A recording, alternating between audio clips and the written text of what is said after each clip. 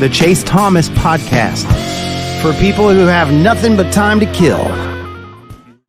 Yeah, man, it's since we last spoke, it's probably the recruiting has been the biggest story of anything, which is June and July are the new, lead up to signing day. It feels like in the recruiting process these days.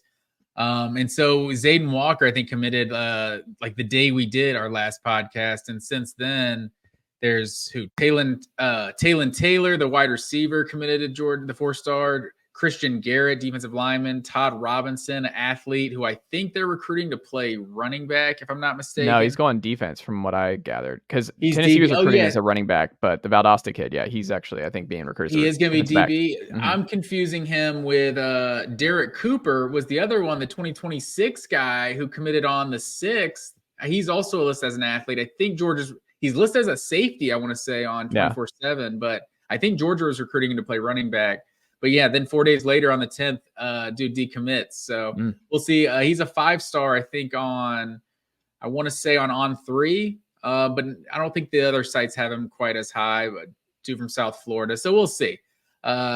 Still a lot to go with him. I think the biggest recruiting kind of news, though, honestly, of like the week and a half or so since we last talked, was Elyiss Williams, the big time 5-star tight end, who's basically like, I'm shutting it down. Like there's no more recruiting stuff. Like I'm locked into Georgia. And so like, that's one thing you want to hear. That's the only thing you really can hear. If he can't sign for another however many months, 6 months. So if you're Florida State seemed like a one that was really pushing him. You always worry about Florida State with those South Georgia guys, like just the proximity to home and everything. But yeah, I thought that was big for him to just reassure his commitment essentially. Well, it's funny because, Elyiss Williams is going to be a stud, and he's a Camden County kid down there in South Georgia, but he's huge. He just looks like the next Darnell Washington, it's like I don't know if it was Graham or someone else. It was like if LeBron played football, that's Elyiss Williams. It might be like what it would look like. He's 6'7", 230. I like hesitate to compare anyone to Darnell Washington. It's just like, what was he, like 280, like 270? Like that man was just like a 6th offensive lineman and an athletic receiving threat. Like I think he might be more of just like a red zone, like dynamic receiving threat more than, he could turn into the blocker, but I can't put that on anybody else. No, but I think he's a really exciting player in the class. And because it's a Tennessee and Georgia show here, Tennessee and Georgia are locked in battles. Tennessee had like 27 players on their OVs this weekend, another big group next weekend. They backloaded theirs for the end of June. And like you said, this is the biggest time of the year for recruiting. A lot of kids want to get this taken care of before the school season starts. And then you'll have a couple people at the end who will drag this out until the finish line of National Signing Day. But the vast majority want to have this done because you're worried about spots. You're worried about transfers. You're worried about making sure you're locked in and where you want to go and all that good stuff. And also just be able to focus and have a fun final year of high school football. So, there are a lot of dudes like the 4-star linebacker, Perlotti, who's been committed to Georgia for a long time. He, by all accounts, had a good weekend at Tennessee. We'll see what he does ultimately this week if he makes it into Georgia for an OV. Seems like that's a Tennessee and Georgia battle. You obviously have Travis Smith coming in for Tennessee this weekend. That's been a Georgia-Tennessee battle, and we'll see if Tennessee can make up some ground and go back-to-back with Mike Matthews last year and Travis Smith this year, pulling some big-time wide receiver talent out of the home state. But, Juan Gaston in there, Josh Petty, David Sanders, like Tennessee and Georgia, it seems like this recruiting cycle more than any of the previous 4 has featured the most Tennessee-Georgia battles, which might be a testament to where Tennessee is, and like the winning and kind of building that respectability back up, that Tennessee and Georgia are going head-to-head on some big kids. Charles House, we'll see what he does at the end of this month. He's a defensive tackle out of North Carolina. That seems like that's another Tennessee-Georgia battle. So like when you look at and the big Isaiah Gibson too, right. that was the huge news with him now decommitting from USC. That's another big target out there from the state of Georgia. He was at Tennessee this weekend. So that seems like potentially a Tennessee Georgia battle too. So, and that seemed like just like the worst kept secret. Like everyone seemed to be like, he's not going to end up at USC, and now he's decommitted. But and you have yeah, Justice I Terry think on your end, who you're trying to get to decommit from USC and for sure. But I think that's where Tennessee is now. It's like that's the first step. You just have to get in the conversation. Maybe like a casual college football fan doesn't consider Tennessee anywhere near the top of college football.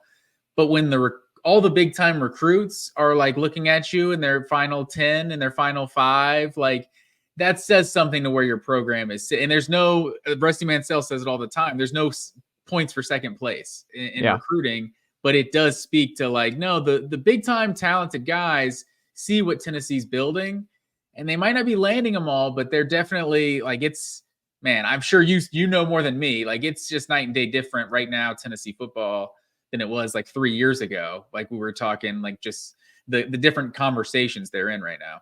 Well, it's a combination of you can show stuff now. This is going into year 4. Heupel can show stuff. The staff can show stuff. Like James Pierce is mocked right now to be the number 1 player taken in next year's draft. That stuff matters. So like they have stuff now they can show kids. It's not theoretical, which is huge because the staff's been here long enough. Rodney Garner doesn't have to do anything theoretical. He can push Isaiah Gibson, Jordan Ross last year, the 5-star edge they pulled out of the state of Alabama. David Sanders out of North Carolina.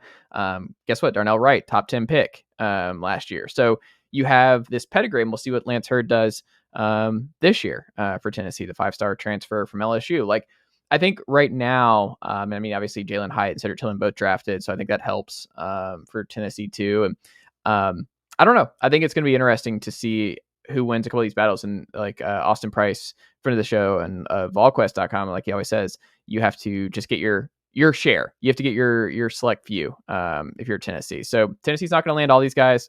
Georgia's still gonna get theirs here and finish strong. But I do think Tennessee is going to.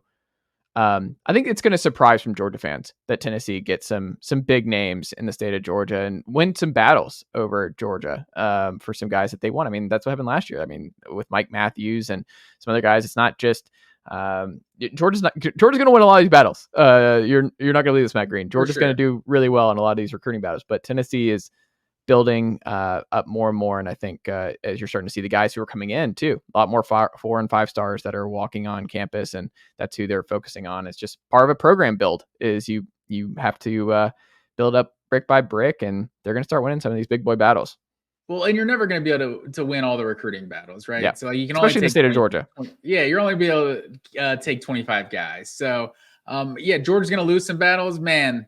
The rest of college football, they're really lucky that this NIL stuff came around when it did. Because I swear, Kirby would be doing the Saban Alabama just clearly number 1 class every year. If it wasn't for the NIL to be like a kind of an equalizer, like, okay, so can throw you some money here. It feels like Georgia would be the clear number 1 like team every year. With the way Kirby Smart in this group is on the recruiting trail, like you got the rest of college football is lucky right now that this NIL exists.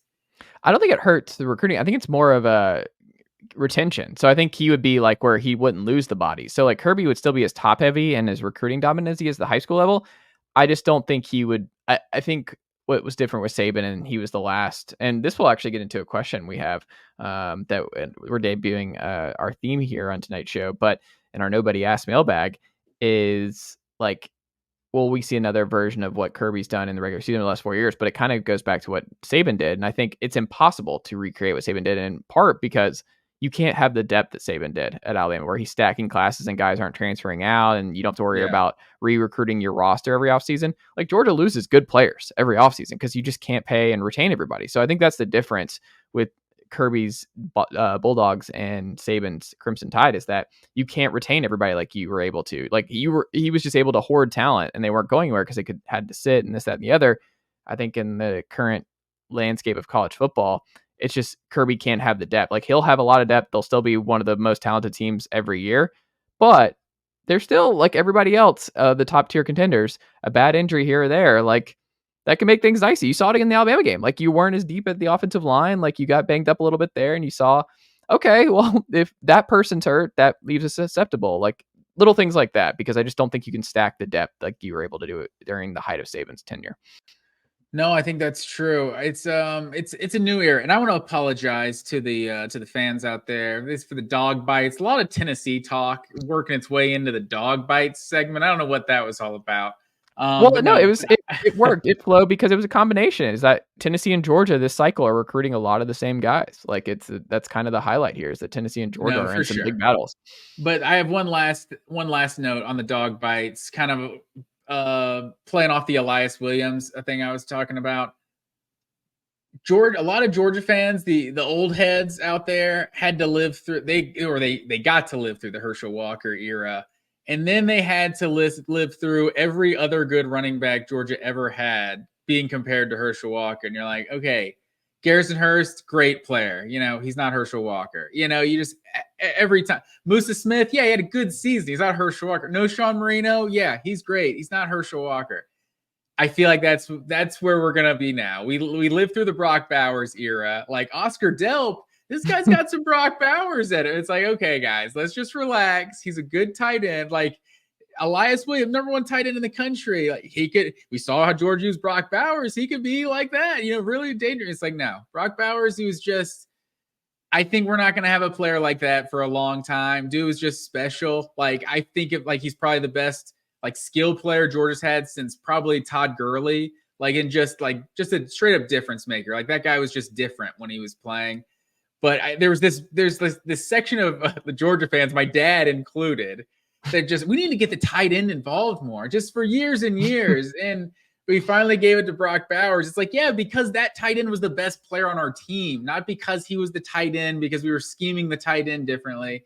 We were feeding the best player on the team. And so if Elyiss Williams in 2025 and 2026 is the best player on the offense, feed him the rock. But we're going to have to deal with, he's at least not white. So maybe that won't be a Brock Bowers. Oscar Delp is definitely going to get the Brock Bowers treatment. He's another white guy. We know how that works. But we'll see. It's like every great tight end, he doesn't have to be compared to Brock Bowers. I like it. Matt Green. We also had some other news break since the last time we recorded, which was we might have the All-State Big 12. We might have the All-State 12. I was listening to the College Football Inquirer the other day, and they were talking about this. And Ross Dellinger, one of the best college football reporters, I believe, broke this to begin with over at Yahoo Sports. And I think from his reporting, and I apologize if I messed this up, but he was like, I think he said that the powers that be were leaning towards the Alliance 12 and keep not the because the 12 they feel or something is like what people will remember and associate, like not the big parts, the 12 part. But it's like, well, the 12 part isn't even accurate. There's not been 12 in the Big 12 in forever. Like, why would you keep the 12 if you're what are we doing? This is your opportunity if you go down this road to get rid of it. Because what we've learned. Nicely done, nephew. The Chase Thomas Podcast. Hell yeah.